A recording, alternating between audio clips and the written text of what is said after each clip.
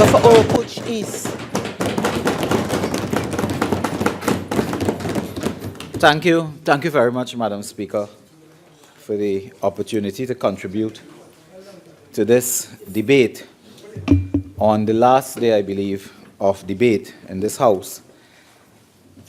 May I begin by congratulating colleagues on my side, particularly the member for Siparia, for the very comprehensive and detailed response to this budget statement, and to all my colleagues who from various sectoral areas presented their responses and spoke on behalf of the citizens of Trinidad and Tobago, many of whom have found it necessary to journey to Port of Spain, to come in the burning hot sun or in the rain to express their view. This has been a remarkable 4 days, Madam Speaker, where we have had in our chamber 40 speakers, and we have had thousands of speakers on the pavement giving their budget statement.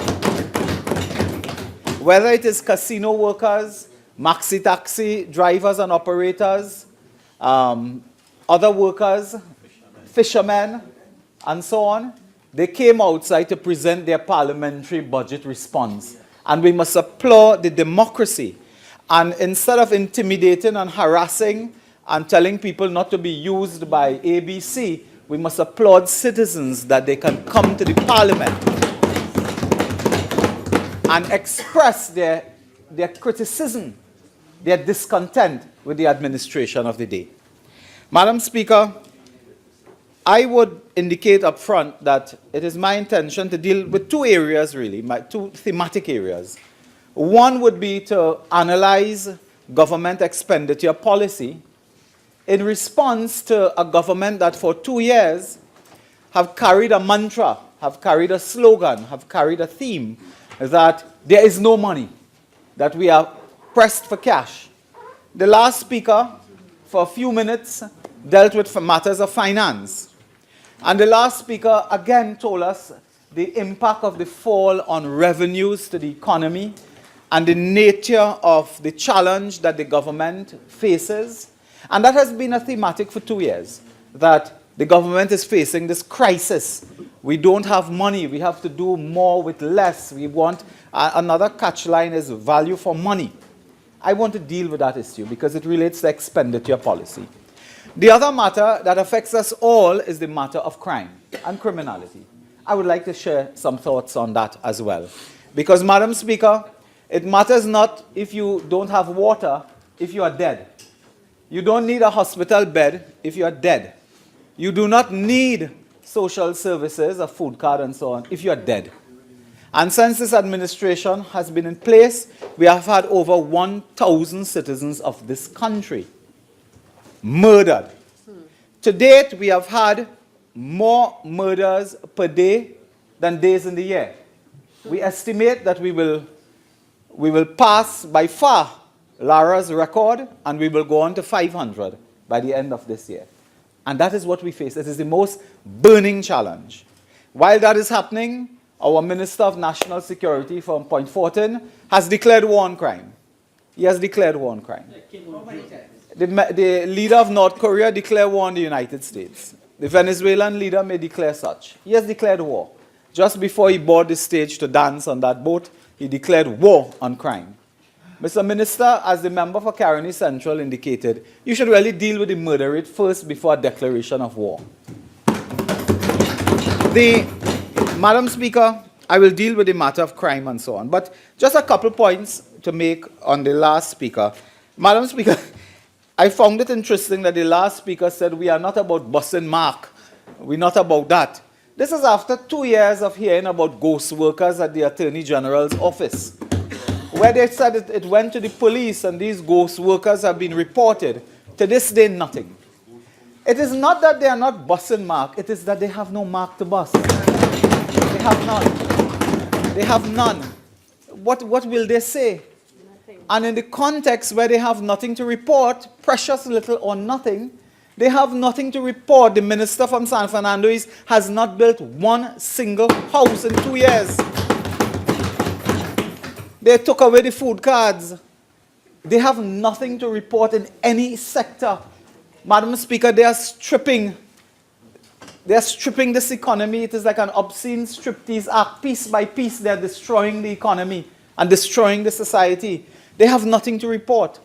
And they have no mark to bust. Because in their first year, they spoke high and dry about all type of activities under the former administration. You know, the only matter that is in court to our knowledge, because it is a matter in the civil court, a matter involving HDC.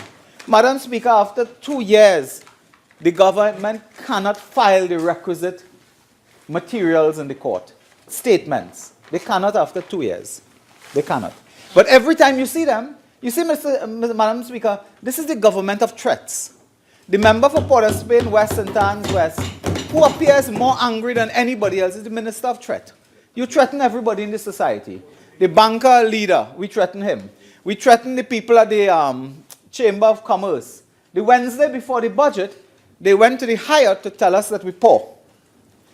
A lady stood up there, made a statement. The minister made a disparaging remark. When they caught him out, he said, no, I didn't mean all of you to insult you. No, it was just this lady Mala. Now, poor Mala came there and faced that from the minister.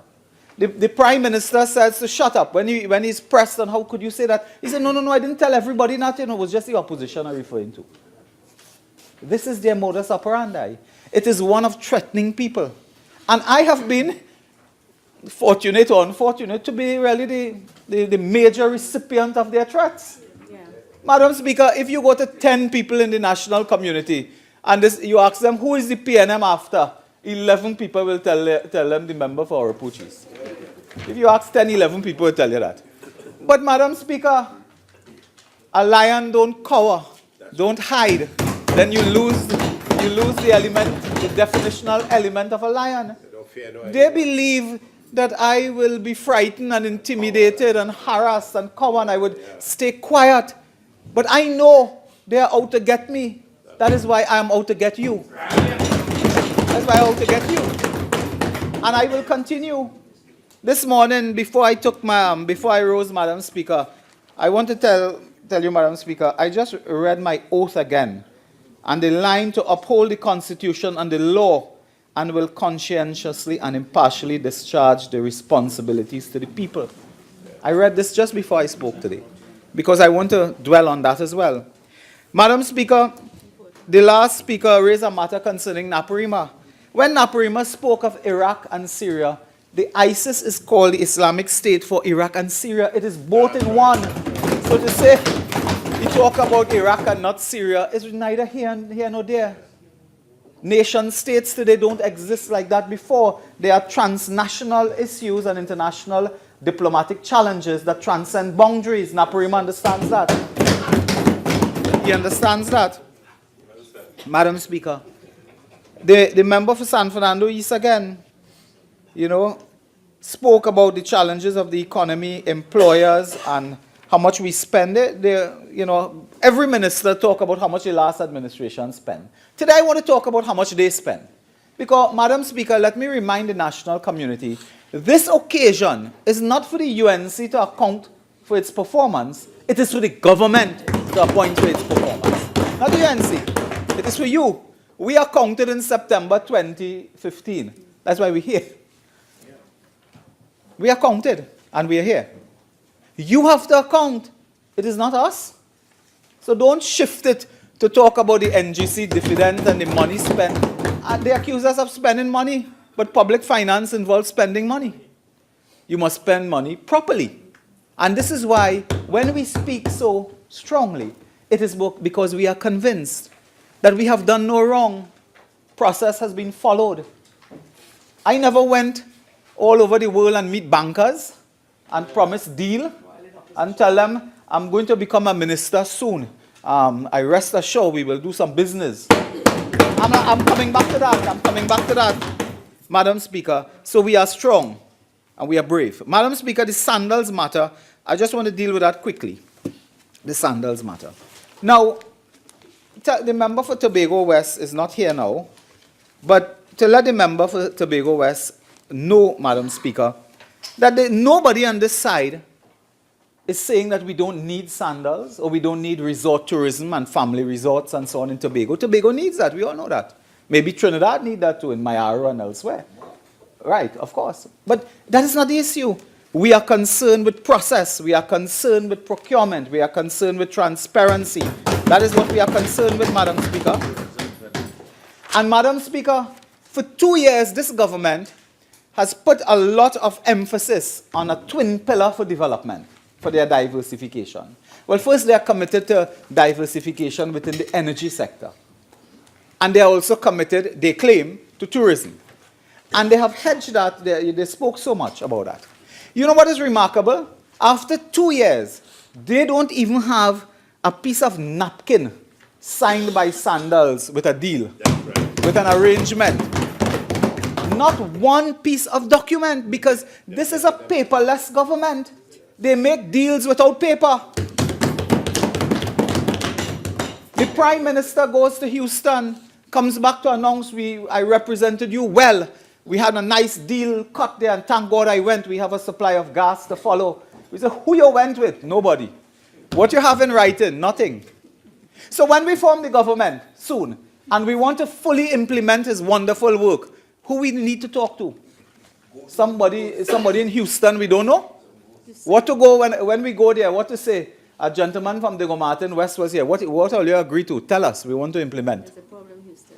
Public management involves notes, minutes, papers, reports. They talk about the gas line from Venezuela, the flight of Venezuela. We saw somebody in a conga line in Venezuela with Maduro. When we ask, what do you have in writing? Oh, we don't have anything yet. We come in close. We come in close. We come in close. Everything will happen soon. All we have is a picture of a conga line from Venezuela. Nothing we have. When we raise the issues, they say we're unpatriotic, we don't love Trinidad and Tobago. That's what their response is, you know. In Sandals, I will just put quickly on the table, Madam Speaker. Sandals have indicated to the government, is it true or not, that they, while they may have an interest, they will not fund that project. That project is expected to be 400 million to 500 million US dollars. Almost 4 billion TT dollars. Where is the 4 billion TT dollars coming from? They tell us we are following the Hyatt model. Well, this is actually the Hyatt model. We are in the Hyatt model. But the Hyatt model is taxpayers pay, and every single year we pay $256 million on loan arrangements for Hyatt Ryson Road, Tower 1, Tower 2. It is done under UDICOT. Those of us in the UDICOT over the years know. The Hyatt model is taxpayers pay. 17 years. So is Tobago Sandals the Hyatt model? Where are you going to find $4 to $5 billion from? Because Sandals is telling you, we will fly the flag, but we don't have that money. You find the money. Yeah, pay us for management. Madam Speaker, what are the favorable concessions, the tax concessions? What are the financial package and the tax breaks offered? What is the land deal? Are there foreign labor arrangements involved to bring in foreign labor? So people in Tobago who think they're getting jobs or certain categories of jobs, think again. What are the environmental considerations? What are the investment concessions packages that you are going to give? These are simple questions we ask.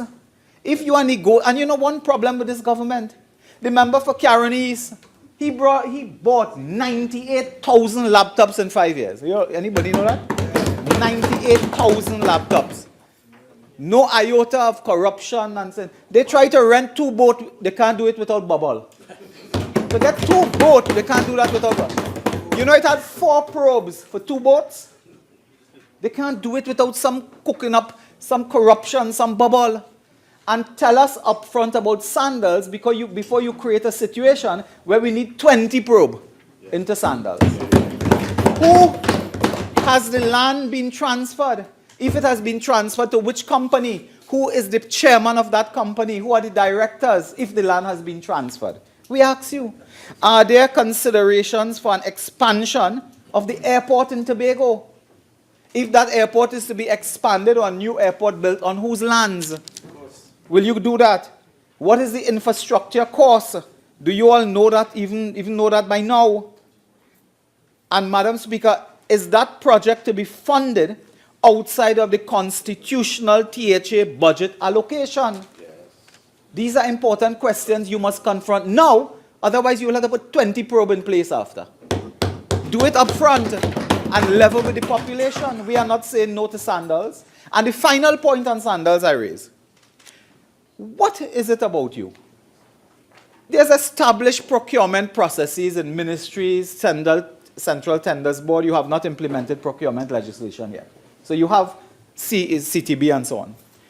But did you open an invitation, did you send out an invitation in the Caribbean, in the hemisphere, in whatever forum, and invite hotels and resort centers around the world to say, please send us your package, give us your package, your proposals for a resort and family beach resort in Tobago? Did you do that? Did you ask Spice Island, Royalton Luxury Resort, what is some Cap, Maison, Four Seasons. In San Fernando East, there's a resort, Villa something. The member is familiar with that. Did you inquire from them if they're interested in putting a proposal for Tobago? Did you? Some villa thing in San Fernando. But did you ask for proposals? No. It is on record that the principal of Sandals came to Trinidad years ago, met someone who he didn't know was the opposition leader, and they started to talk. And somebody say, no, Sandals in Tobago is a good idea. Let's do it. You cannot do that. You can't do that. To say it in local terms, you can't do that. Public expenditure requires public process, transparency. Go out and do the thing properly. You get a resort, you have a short list, you put a team together and you select.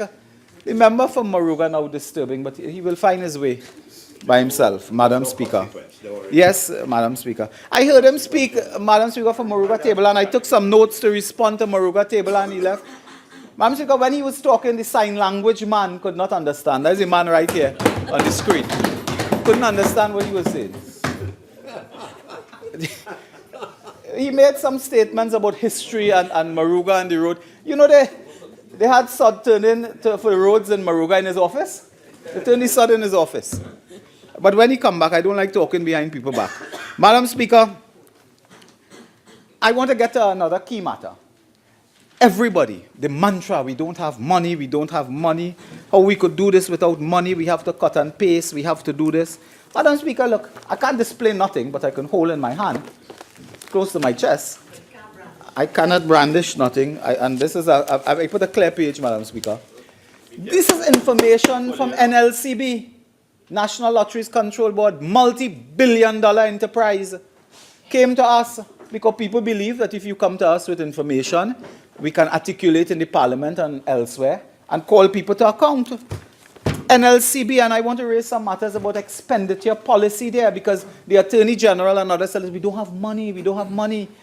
The Minister for Finance came in this house and told us he was going to do a report on NLCB chairman. We haven't heard anything yet. Because a whistleblower will come to us. But Madam Speaker, there is now a sickening development taking place in the society. Madam Speaker, we all know of the trouble with the port. We all know that. Madam Speaker, would you believe that on that matter, Madam Speaker, a witness came before the JSC and made certain statements about a minister of government. That witness was fired at 12 midnight by email. Madam Speaker, fired at 12 midnight by email. A dismissal letter from the Port Authority. Madam Speaker, whatever are the issues there, and I'll come to it briefly, there's a serious matter here and it concerns an assault on this parliament. An assault not unlike 1990. An assault, that was a physical violent assault. This is an assault on a governance, the major governance structure of our democracy. And when you throw down the democracy and these structures, it leads to the violence. It leads to violence. Imagine, under our Constitution, Madam Speaker, and this is why I had to pull the Constitution this morning. It is said, Madam Speaker, 55(4) of our Constitution, Madam Speaker, A person called to give any evidence before either house or any committee shall enjoy the same privileges and immunities as a member of either house. This is our constitution. Someone came and gave evidence. The chairman, acting on your behalf or on behalf of the parliament as chairman with the authority, invited the witness and said, tell us the truth and only the truth. We need you to be upfront and transparent and honest. The lady came and did that. 2 weeks later, fired 12 midnight. When you look at the letter now, they say, well, look, you take vacation and we didn't know you're going on vacation. You didn't take the vacation, we send you on and so on. That's fine. Relevant other, there's this, your said refusal to proceed on vacation and various issues which the board had with you. But the one that interests me, the recent information from PricewaterhouseCoopers, a letter dated, Madam Speaker, 9th October 2017, the dismissal letter. The recent information from PricewaterhouseCoopers forensic searches.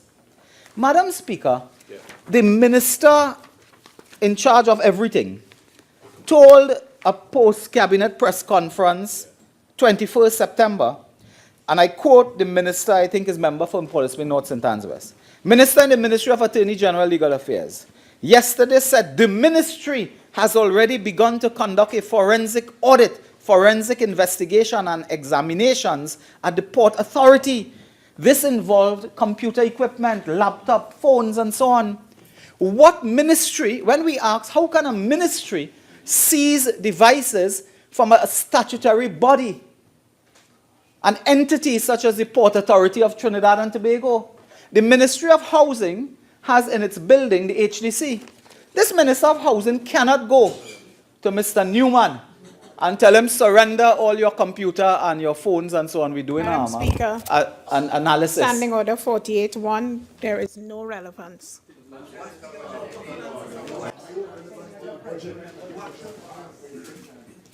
Member, I'll give you a little leeway. Please tie what you're saying to the budget presentation. Madam Speaker, I will tie it because in the presentation of the member for Mr. Portersway North, his presentation on the 16th of the 10th dealt with this matter.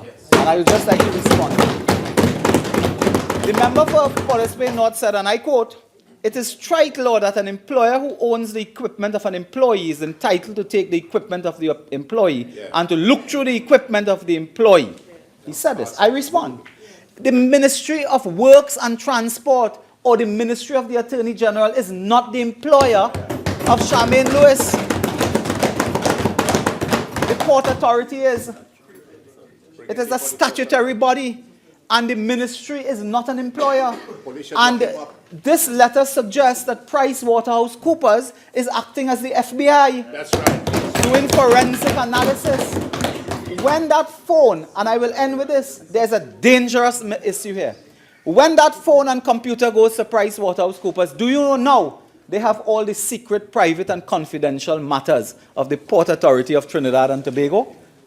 And a so-called independent agency paid by the government. The government pays PricewaterhouseCoopers, correct? Yeah. Who paid them? Not the opposition, the government. They now have every sensitive material of the port in their possession. Yes, and they are paid, and they are doing forensic analysis. They are not the police. In the police, you have a chain of command. You have a property keeper. You have persons authorized in law to interrogate phones. Not in PricewaterhouseCoopers. They have now undermined. The Port Authority has its own police. Why didn't you ask them, trained men and women, to undertake an analysis? This reeks of corruption. This reeks of a massive cover-up. It reeks of political interference, victimization, and the undermining of the Parliament of Trinidad and Tobago. Madam Speaker, I move on, because I know they are troubled by this matter if I continue. Madam Speaker, they have no money, because let's get the money, M-O-N-E-Y. They have no money. M-O-N-E-Y. At CPEP, we learned that they gave almost $3 million to a consultant, Mr. Rolf Balgobin, to undertake a reorganization of CPEP. At the end of it, he was reorganized. He left all the state boards. He left. CPEP squandering $3 million on that. NLCB, Madam Speaker, I want to get to that quickly.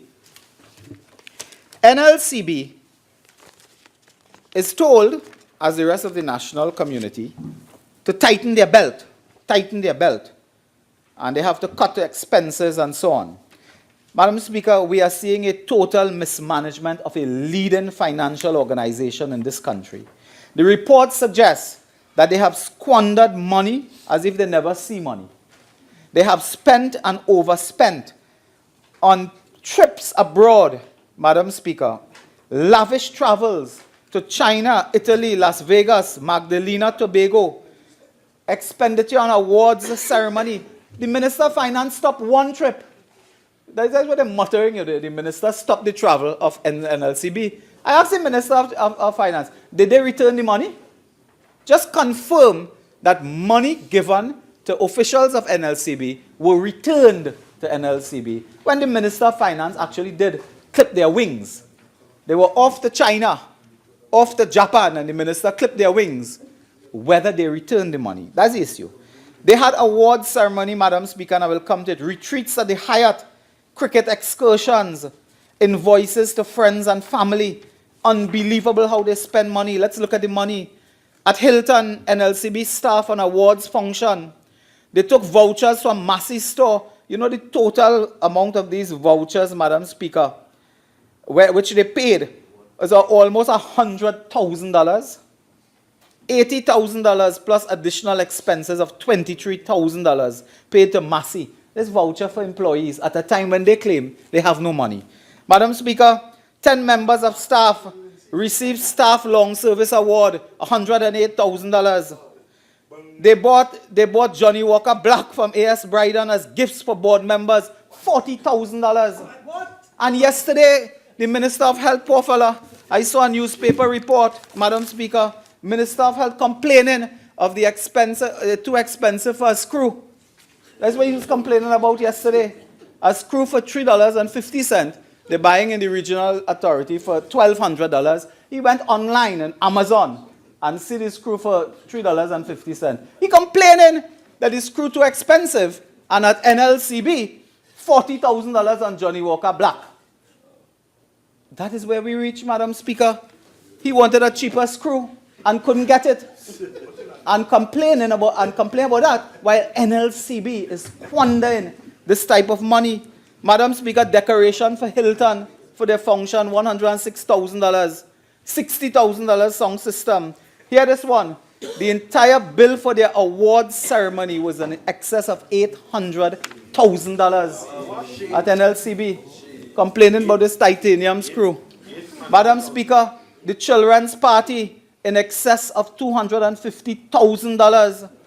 They are farming out management services and so on to companies.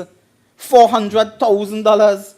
That is what they are spending, Madam Speaker. Is that tightening the belt at NLCB? That's flowed. Is that, Madam Speaker, what the government is talking about? So when you ask us where to get the money, that is where you get the money. Madam Speaker, I go to another piece of package. NLCB board members, Madam Speaker, friends and family. They had a grand fiesta, the CPL cricket. You know the expenditure for this cricket excursion for members when you add up all this the cost? $687,000. NLCB. Madam Speaker, this is unbelievable. I have the full list here of Prosecco and Johnny Walker and some of these things I don't know, Madam Speaker. The type of thing. I don't have a, Madam Speaker, where I come from, we don't have this. Madam Speaker, they have the full list here. It is just a copy of that. A director came from Tobago, we welcome him to Trinidad. He went to the cricket, the taxi fare is $1,000 alone to go down to the Brian Lara. You all could have given him a lift in one of all your Benz and Porsche and whatever you all drive. Could have given them a little lift, you know. $1,000 for taxi to go Brian Lara. And the Ford Mustang, or whatever that is. Madam Speaker, this is bad expenditure. It is a waste of money. They had a 2-day retreat at Hyatt, I told you about that. You know, the pens and the pencil, stationery, cost $18,000. Paperclip, pen and pencil, $18,000 at the retreat. Look, I have here all the bills for me. What's happening under their watch? Trinidad and Tobago Supply Chain Solutions is the company they're using for Hyatt. I have it here. Bad expenditure, Madam Speaker. Madam Speaker, I raised a matter with the Minister of, Finance. I told him they have a chairman there. Is the chairman related to any member of the cabinet? That's the first issue. Huh? Is the chairman related to any member of cabinet? I don't know. Maybe they'll clarify that. NLCB chairman. Do you know this member claimed to receive threats, but admitted in a letter to NLCB signed by the chairman, I did not report this to the police. I spoke to a few board members. They tell me to get private security. We have been the taxpayer paying, Madam Speaker, in excess per month of $10,000 for personal bodyguard service for the chairman, people patrolling by his house, and some other patrol did. Oh no, they're doing bug sweep in his office. This special branch is there. If any member of government, senior member of course, believes that somebody's spying on them, there's a unit in the police you can call to do a sweep and so on. That's normal. This is done independently. So the taxpayer pays $10,000 a month. This is what you call value for money. That's John Seller. Yeah, that's the man. Madam Speaker, they have an outstanding bill there. They have an outstanding report, Madam Speaker. Outstanding bad debts owed to NLCB. $25 million in bad debts owed to the NLCB from agents. It will be interesting to look at the list of agents to see who they are, where they are. I don't have time for that. I don't have time today, Madam Speaker. Not today. Madam Speaker, I come to another important point because I want to get on to crime badly. You see, Madam Speaker, when we speak on this matter, they accuse us. You know, when we talk about corruption, they accuse us of corruption. When we talk about theft, they accuse us of being thief. Thank God we don't talk about rape, Madam Speaker. So they accuse us of the crimes that we raise for accountability. The Prime Minister went in the airport and he knew, the Prime Minister said he knew that the member for Oropouche East will be in court. You know that? Yeah. Went on Piccadilly Square. You know what people were in their bedroom? But didn't know the Minister of Public Utilities wasn't a citizen of Trinidad and Tobago, was a citizen of another country. Didn't know that one. But know that. And he could cost. And Madam Speaker, as I heard that at the side, there is a disturbing, Madam Speaker, to me, I want to say, there is a disturbing and almost pathological obsession by the head of the government with the female anatomy and female attire. It is a pathological obsession. Madam Speaker. Member for Oropouche East, I'd ask you to withdraw that and say it in another way, please. I think I withdraw that. I will say it another way then. There's an obsession with attacking females. I can say that. Madam Speaker. Okay, Madam Speaker, I withdraw it. Let's move. Madam Speaker, to deal with crime, Madam Speaker, to deal with crime requires a certain approach. It requires a strong approach. It requires a law enforcement community, Madam Speaker, that is clean. And we have to deal with corruption there. A recent report, Madam Speaker, I must say, there was a report in the newspaper yesterday on the editorial page, I think page 7 of the Newsday. Elizabeth Solomon wrote on a Latin America report on corruption, the barometer of corruption by Transparency International. And in the hemisphere and in the Caribbean, it is well reported that persons do not have confidence in elected representatives and in the police in dealing with corruption. We know that. And this is why we must work to deal with corruption. But dealing with corruption is not Movelang and old talk. You know, it's not talking about a mall in Holland, which you can't find in 2 years. You know, it's not talking about house. Only people on this side have house, it looks like. It is not talking about that. It is putting institutions in place, governance institutions, strengthening them, and allowing them to do their job. Allowing them to do their job, to call to account persons. It is persons who themselves, their hands are clean. I heard the Prime Minister say the Minister of Works and Transport went to the port and he's trying to clean up corruption. That is like giving a cat a tin opener. What do you expect to do with that? Madam Speaker, I withdraw that. I withdraw that. Madam Speaker, I'm saying that one must build a police service, build a public service where institutions respond to allegations. Madam Speaker, people like us, members of the community, give us information. Members of the public give us information. They come to us because they believe we can articulate matters. They are voiceless. In some cases, they are invisible. They give us information. And Madam Speaker, some troubling information has come to me of allegations involving high public officials. Public officials who themselves are in sensitive positions, and information that public officials are involved themselves in wrongdoing, allegations. One such matter, Madam Speaker, came to me, and my advice to persons coming to me with that is one thing. I am not police. I don't investigate nothing. I have nothing to do with that. Anyone comes to me as an opposition member, I invite them to please go to the police and report. Correct. Because that is the right and correct thing to do. We don't investigate. We can raise matters and so on, but we have no power beyond that. And so I have advised people over the last 2 years who come to my office. I say, please go to the police station and report, because you have some allegation, and that's what it is. It is an allegation. It is not true. So you cannot hold someone who is in public service to account or make them out as if they're guilty of something unless it goes through a process. Not what members opposite do, like jumping up and saying who thief and who do this and who do that. Madam Speaker, one such allegations involve public officials, and I have come across materials which suggest that there are transcripts, text message transcripts between officials and between someone, not one person, no? And not one official, other officials as well, suggesting that high public officials are involved, Madam Speaker, in certain criminal wrongdoings, matters involving opposition MPs, matters involving a very sensitive matter.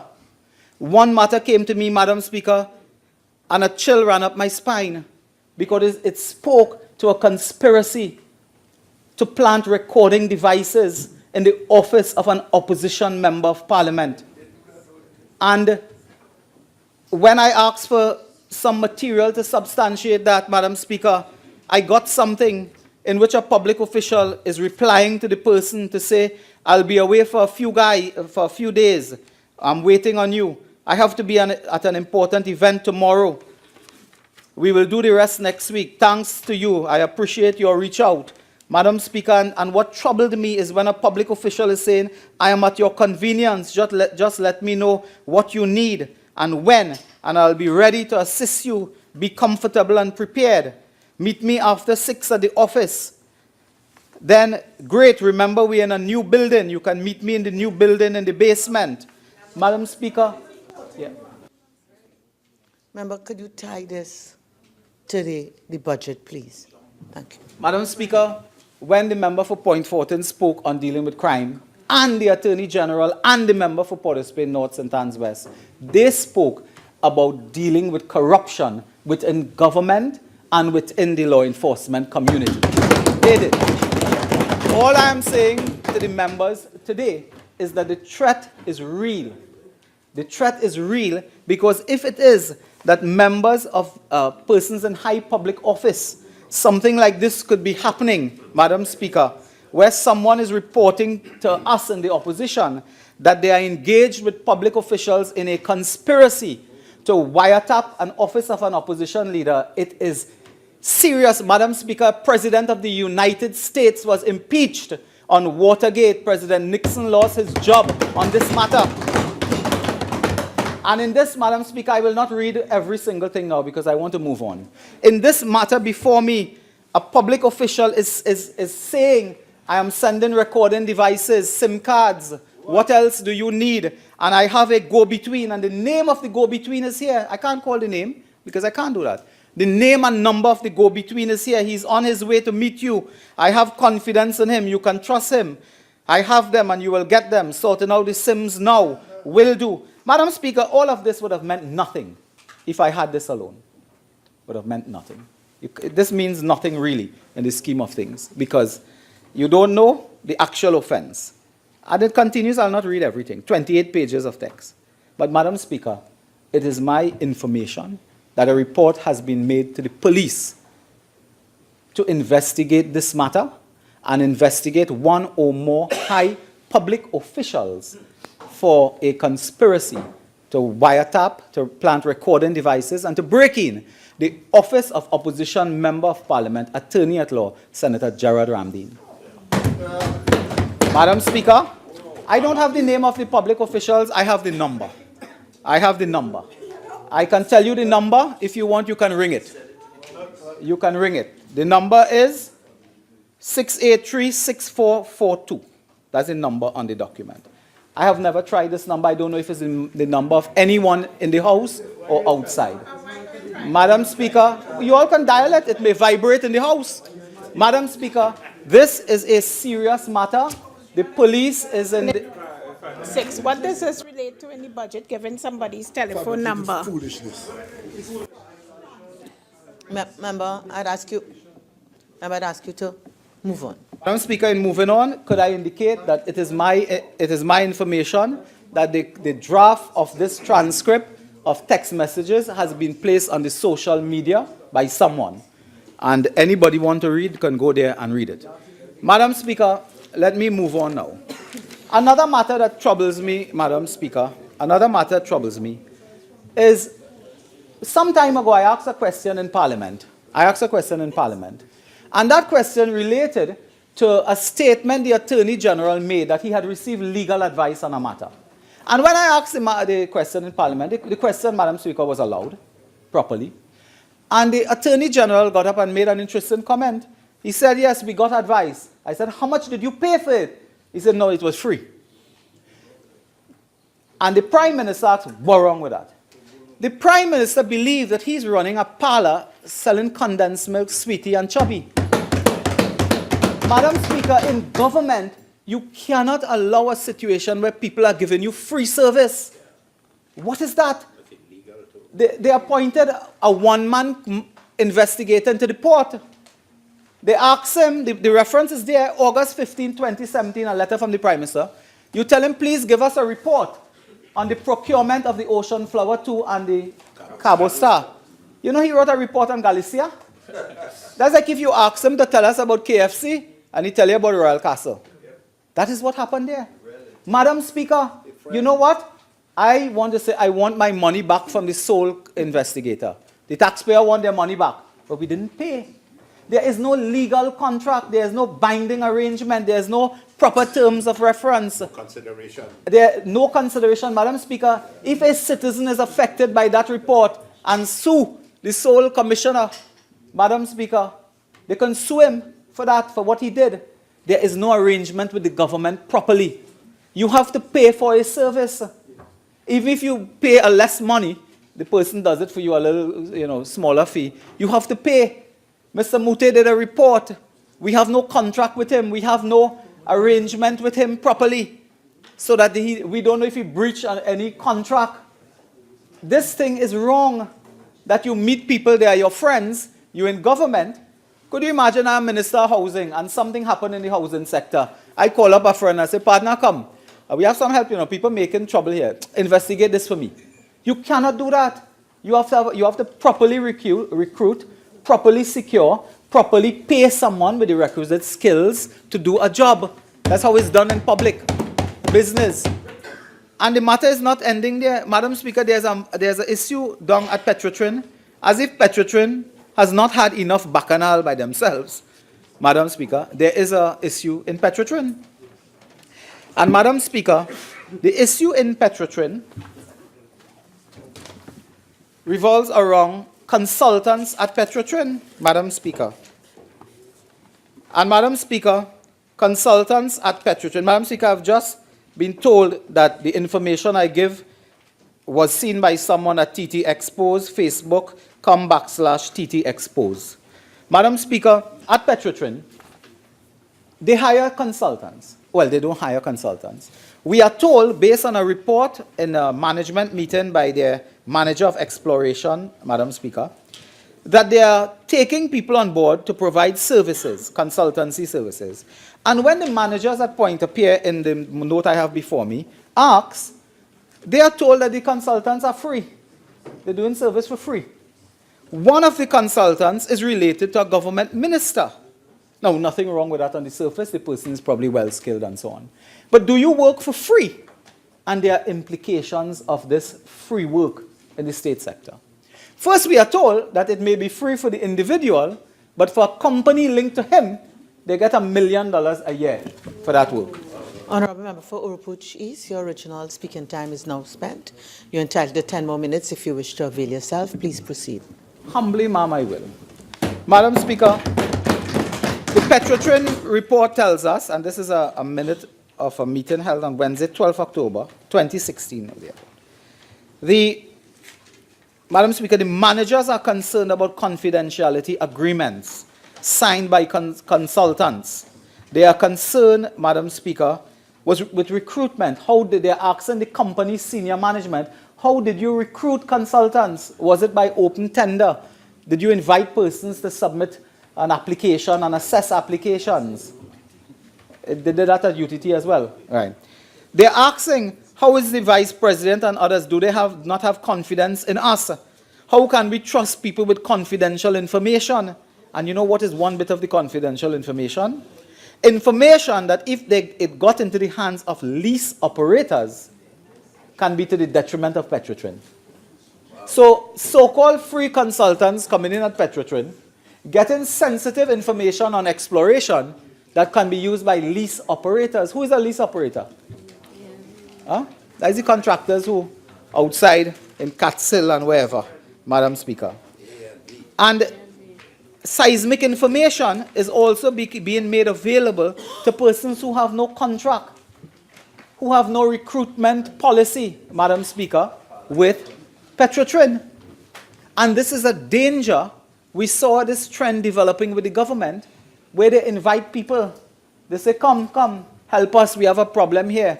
And no proper recruitment, no procurement policy followed, no proper contract in place, no payment based upon skill or expertise. And Madam Speaker, that leads me to the point that this came from. We were told, Madam Speaker, I didn't have the misfortune of listening to the meeting at Piccadilly Corner. But of course, what is it called? It's Piggott? Piggott, at Piggott Corner. Sorry, is that Piggott Corner? I didn't have the misfortune of hearing it, but I got a report, of course. I saw the newspaper. And the Prime Minister said something very interesting. In attacking the member for Siparia, on the matter raised in this budget debate, might I remind you, Madam Speaker, the matter of TGU. The sale of 40% of TGU is a live issue in the Parliament today in this budget debate. Yes, it is a live issue. Before they stand on 48-1. Yeah. And Madam Speaker, the Prime Minister said that he went to Germany as opposition leader and met bankers. What did he go there to open a bank account? But you met bankers while being opposition leader. Madam Speaker, when you're opposition leader, you meet protesters. You don't meet bankers. And somebody's device is interfering with the system. Somebody's device. Continue, please, Oropouche. Speaker, it might be 683-6442. Madam Speaker, as opposition leader, went to Germany, met a banker, and had chat with this banker and assured them that I am opposition leader of Trinidad and Tobago, and pretty soon I might be Prime Minister. Madam Speaker, the opposition leader was the then opposition leader soliciting deals as opposition leader before becoming Prime Minister? Madam Speaker, was he doing that? Order 48-6. I have a question. Madam Speaker, Standing Order 48-6. And member, I'd ask you to withdraw that, say it in another. Yes. Madam Speaker, I was never aware, having spent 10 years in opposition, that an opposition leader properly could be involved in banking and financial arrangements prior to entering government. I was not aware of that. And Madam Speaker, when that banker name called is also linked to Ferrostal and the TGU sell of 40%, it is a dangerous set of dots that the population must connect. Because it happened with Sandals. Sandals was conceptualized prior to 2015. And I'll come to the golf course just now, but it is a dangerous thing when a leader of the opposition then seemed to be involved in some matters not properly under the ambit of a leader of the opposition, and then indicates to the nation that the genesis of certain arrangements were in opposition. What did you promise? What was promised to you? These are questions that arise. Did somebody promise you something? Did you promise somebody something? You cannot do that, and it speaks, Madam Speaker, regrettably I must say, it also speaks to a certain level of misbehavior in public office, which somebody else. Madam Speaker, this matter the opposition leader raised with great care and concern. I suspect we will be hearing more about this matter as the days and hours go by. Ferrostal. Madam Speaker, Ferrostal came to my attention as a university student when I was studying Point Lisas. And one Professor Ken Julian was at ISCOT, Madam Speaker. And do you know at ISCOT, Madam Speaker, they were losing $1 million a day. That's right. And there was a deal involving German companies and Ferrostal. And today it comes back full circle. But Madam Speaker, as in the few minutes I have left, Madam Speaker, I want to assure the national community that their time is limited, as the opposition leader, political leader said. They have reached Wednesday in the political cycle. When you blink, you're on Friday. And they will soon discover that the time is ending and they have to account to the population. And accounting to the population is not saying about 2010 and 2015. I heard the member for Port of Spain South the other night reciting all the ills of the administration of the PNM, because claiming that we said that when we were in government and so on. And the member for Port of Spain South, I couldn't stay too long to hear her, but I understand she made a brief presentation, because the member had to account, I think, for 2 days as a minister. So it didn't take much time. But Madam Speaker, when we raise matters like these, it is not for the government, because I know what they'll do. They will stand up after I'm finished and say, look who talking, and corruption and mismanagement and EMBDC and this and that. That's what they will do, accuse us. When we stand to raise matters of governance, accountability and transparency to you, Madam Speaker, that is what they will do. Madam Speaker, if I said it once, last year I raised a matter, a sensitive matter as well. I want to remind the national community, when I raised that matter, the Prime Minister got up and attacked me. The member for Port of Spain North got up and was brutal, attacking me last year when I raised a sensitive matter. Expect the same again. The mouse that roared from San Fernando East also put his 2 cents in, Madam Speaker, last year. This year I raised sensitive matters. I expect that they will treat me the same way. But I want to indicate, Madam Speaker, that the lion do not hide, don't cower. You don't hide. So I am prepared. Madam Speaker, it is only warriors that carry scars. Cowards don't carry scars. So cowards don't have scars, it's only warriors. So we are afraid of no one on this side, Madam Speaker. Madam Speaker, I want to ask the government in the closing time to look at their spending. Madam Speaker, the member for Port of Spain North is misbehaving. Madam Speaker, in the closing moments I want to ask the Prime Minister again. Last year, when we raised an issue with the money for the Prime Minister house in Tobago, they said it's $500,000. 500,000, no more. That's for what? Pre-feasibility study. Do you know in the current budget, Madam Speaker, I have the document before me here. In the current budget, they have put $5 million for a residence for the Prime Minister. You telling people you don't have money, $5 million for a residence for the Prime Minister, $3 million for a golf course, and let me tell Diego Martin Central, one time, it is not that nobody don't like golf. Is one of the biggest, fastest growing game in the world. Children playing golf now. Biggest, fastest growing. Our vision was that the private sector would involve in golf, not the taxpayer. Taxpayers don't involve themselves in spending $3 million for a golf course. That is the private sector must do that. Give them some benefit to open a restaurant and a bar and facilities and entertainment. They will manage the golf course. Not the taxpayer. Am I asking, is this the best time? You want value for money. Do more with less. And more for less, Madam Speaker, mean getting more money for less oil. That's what it means. You asking people do more for less, but $5 million for a Prime Minister house at this time when you claim you don't have money, that, Madam Speaker, is a travesty. That, Madam Speaker, speak to a certain level of arrogance, a certain level, Madam Speaker, of disbelief and disconnect between the citizens. They're going to tax Playway. I call upon you in closing, Mr. Minister. Remove that tax from the Playway. The playway, if you tax 10% on playway, it will lead to an expansion of illegal gambling. Withdraw that immediately. How much minutes again? Madam Speaker, in the less than 1 minute that I have before me, I want to ask the Minister of Housing in particular. The people are suffering, calling for houses. Do something apart from reciting old, beaten, trumped-up policies like private-public partnership. They're coming with that 2 years now. I understand the partnership at Mount Hope. I think that partnership ended. The partnership ended in more ways than one. No, Children's Hospital. Madam Speaker, private partnership for the Children's Hospital, absolutely nothing 2 years later. I predict that Karaili vine will grow on the Couva Hospital. Reptiles will be running there. I predict that. Madam Speaker, I thank you so much for your patience.